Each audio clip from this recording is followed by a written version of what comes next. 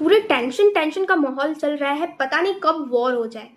America एक side USSR, दोनों ही super powers, और दोनों ही यदि कन्फ्रंट हो जाए तो पता नहीं कितना मैसिव डिस्ट्रक्शन होगा। ये कहानी है सेकेंड वर्ल्ड वॉर के बाद की, है ना, जब ये सारी कंट्रीज सोच रही हैं कि अब क्या होगा यदि दोनों पावरफुल कंट्रीज आमने सामने आ जाए तो। सो टेंशन का माहौल बना हुआ है क्योंकि दोनों ही प्रॉक्सी वॉर्स कर रही है, प्रॉक्सी वॉर में खुद को इन्वॉल्व कर रही है। जहां भी छोटे मोटे वॉर्स हो रहे हैं ये दोनों ही कंट्रीज इंगेज हो रही है, वन पार्ट को सपोर्ट कर रही है, बट डायरेक्ट कन्फ्रंट नहीं कर रही क्योंकि जानती है कि हम दोनों ही पावरफुल हैं। और न्यूक्लियर बम अटैक का पहला नमूना अमेरिका ने जापान पर अटैक करके दे दिया है, राइट। सो क्या डिस्ट्रक्शन का लेवल होता है और ह्यूमन सोसाइटी उससे तबाह हो जाती है, ये न्यूक्लियर वॉर या न्यूक्लियर बम अटैक से प्रूव कर दिया है अमेरिका ने।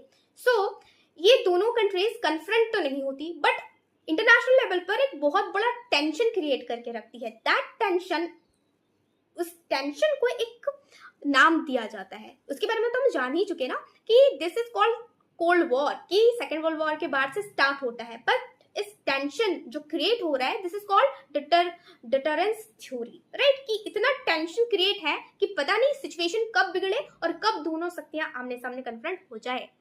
सो नाउ अब सेकेंड वर्ल्ड वॉर हो चुका है खत्म, हिरोशिमा नागासाकी पर हो चुका है बम अटैक। अब क्या होगा कि जर्मनी तो हार गया in the second world war. So Germany का जो हिस्सा है वो अब डिवाइड हो जाएगा बाय किसके द्वारा, तो याल्टा कॉन्फ्रेंस के थ्रू जर्मनी का जो हिस्सा है वो 4 पार्ट में डिवाइड कर दिया जाएगा, राइट। सो ये जो 4 पार्ट में डिवाइड करा जाएगा, फर्स्ट पार्ट जाएगा अमेरिका के पास, सेकंड पार्ट जाएगा यूएसएसआर के पास, एंड थर्ड पार्ट जाएगा यूके के पास, एंड फोर्थ पार्ट जाएगा दैट इज फ्रांस के पास। क्यों? क्योंकि ये चारों एक ग्रुप से बिलोंग करते थे, that is aligned power group, right. So ये Germany after second world war 1945 के बाद जब शीत युद्ध का दौर स्टार्ट होता है तो याल्टा कॉन्फ्रेंस से जर्मनी का हिस्सा हो जाता है 4 टुकड़ों में। अब क्या होता है, असली शीत युद्ध का मजा यहां से आने वाला है कि आखिर ये जो डिवीजन होता है तो ये आइडियोलॉजिकल वॉर को कैसे प्रमोट करती है। और कोल्ड वॉर का